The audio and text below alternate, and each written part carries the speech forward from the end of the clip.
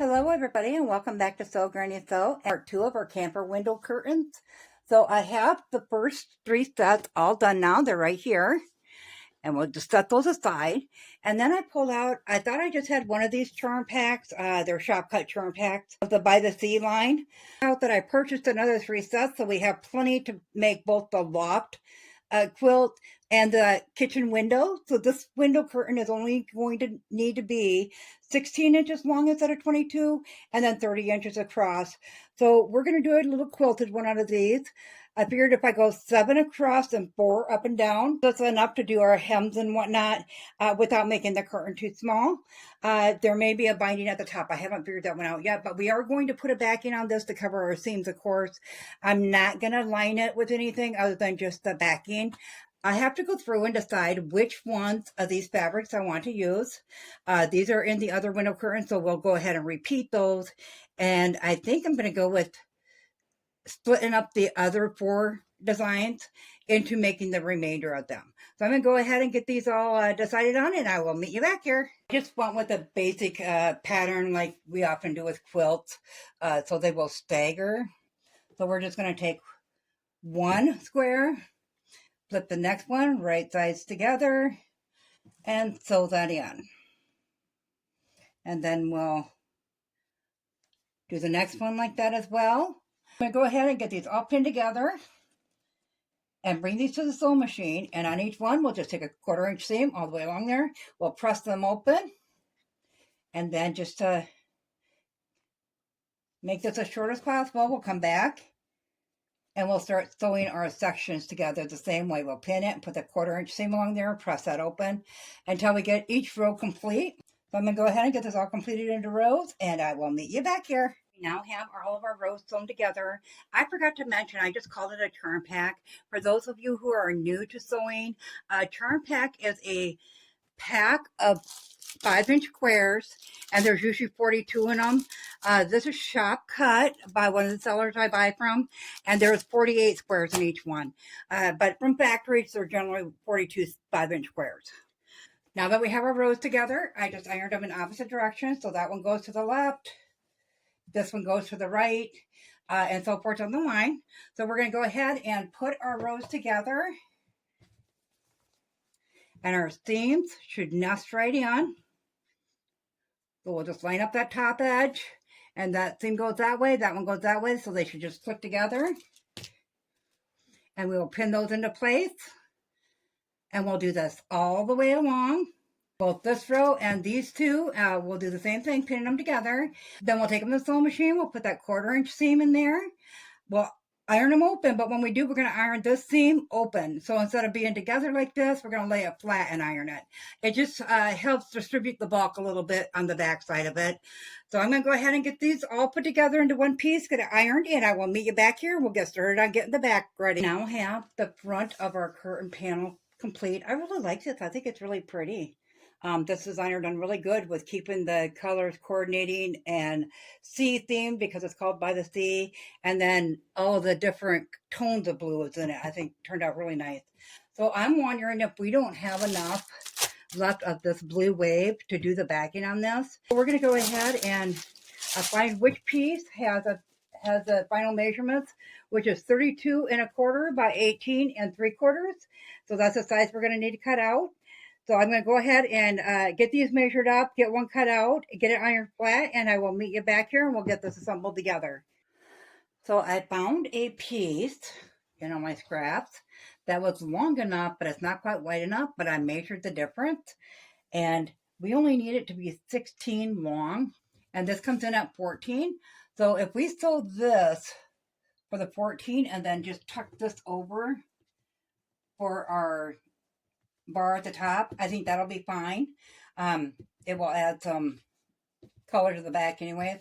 So I'm going to go ahead and make sure I have my top marked on this according to my fabric direction. So we're just going to flip it around, make sure you got the top and bottom lined up with the backing fabric as well. And we are just going to line up our fabric on this line here at the bottom edge and along the side. place. And we're just going to be sewing the bottom for now. So once you get it started, you just got to worry about that bottom edge staying lined up. We're going to go ahead and bring it to the sewing machine and take a 1/4 inch seam all the way along this bottom edge. So now that we have that sewn, I didn't iron it yet because we're going to also bring this end together. And once again, we'll pin that all into place. All the way along, just like we did at the bottom. Now when you're sewing these along the way, for those that are just beginning, make sure your seams lay the way that you ironed them. Then we'll take that one back to the sewing machine. We'll do a 1/4 inch seam all the way along that side. And then I'll bring it back and explain it to you how we're going to iron it. Okay, we are back and we have both sides sewn in now. We'll turn this around the right way. When we iron this, we'll iron to make sure one side is just ironed like continuous fabric all the way along. And then the other side, it's going to be roll your seam, which would be your top, or I'm sorry, that would be your bottom side. So let's flip this around. So you want to roll your seam to make sure it's going to match up just like that on the bottom.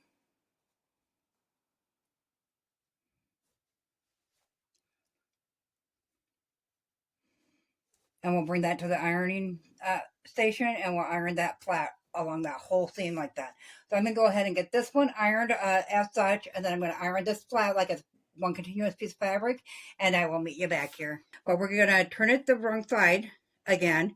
We're going to pin in our end. We're going to take it to the sewing machine and we're going to put a 1/4 inch seam all the way along that. And then on the other end, we're going to pin it into place, but we're going to leave an opening, and we'll do the 1/4 inch seam there and make sure we're back stitching, and then a 1/4 inch seam there and make sure we're back stitching. We're going to leave this open to turn it the right way. So I'm going to go ahead and get this sewn up and I'll meet you back here. Okay, so there's our opening right there. So now that we have it sewn together, we'll go ahead and flip up some corners a little bit. Then we'll flip it the right way. And you want to make sure that you get your points pointed out. And we'll make sure we get the other end. This one certainly was a little more work, but it did enable us to use up that scrap of fabric versus cutting into another full yard of fabric. So that was a good thing. Okay, now we're going to bring it back over to the ironing station. We're going to roll our seams all the way on both ends, and we're going to get this ironed flat again. So we're ready to go ahead and do some top stitching on it. Have it looking good. I got it all ironed nice and flat. I did mark my opening there. Kind of bunched up a little bit, but I got it marked. So now we're just going to take from where the top row is, so just the bottom 3, and we're going to stitch from the outside as close to the edge as possible, and then along the bottom, and then the other side up to that same point again. This will be our rod pocket, so we don't want all that extra bulk when we're trying to stitch up the rod pocket ends. So I'm going to go ahead and get the top stitching done, and I'll come back and show you how to do the rod pocket. Okay, we have that all stitched in. Not sure if you can see that well. So we just stitched right along the edge. So now it's just one continuous panel like that. Now on our other curtains, we made them that we gathered them, so 2 times bigger than what the window measured. This one's just going to be a straight balance type curtain. So it's going to go down probably the full window, but it's going to be more like a balance. It's going to lay flat. So we'll turn it on to its back, and we'll go from this. I'm using a red friction pen. You can use whatever you have, whether you like to use a pencil or whatever to mark. And I'm just going to go from this very edge here with the ruler and draw that line at 1 inch, just so I know where to fold it. Now some say the friction mark or the friction pens come out, some say they don't, some say they iron away and then come back. This is going to be on the inside. Nobody's going to see it. So we'll do that all the way along. Once we have that all marked out, we're going to take that to the ironing station. We're going to make sure we're folding down at that line and ironing that into place right through there. So I'm going to go ahead and get this ironed into place. When we get that done, we're going to take it to the sewing machine And we're just going to stitch once again, just like we did this outside edge, as close to that edge as we can all the way along, making sure to back stitch good at the beginning and ending, because you will be putting a curtain rod in there. So I'm going to go ahead and get this ironed down, stitched up, and I'll bring you back and show you the finished product. Our curtain is now completed. The way it's hanging, it is 30 inches wide on that bar. So that is what it'll look like. It does gather a little bit, but not too much. Of course, like I said earlier in the video, I sewed that bottom row on upside down. So the scales are upside down, and I will show you here where there are red X's, they are in the wrong spot, and where the red check marks are, they are actually upside down. So the scales point towards the top. However, I think overall it turned out pretty well, even with the mistake. As always, guys, if you found this video useful, go ahead and give it a big thumbs up. It really helps our channel grow. If you haven't subscribed yet, go ahead and hit that subscribe button, because we'd love to see it. So, Granny, so thanks all. Have a great day. Bye.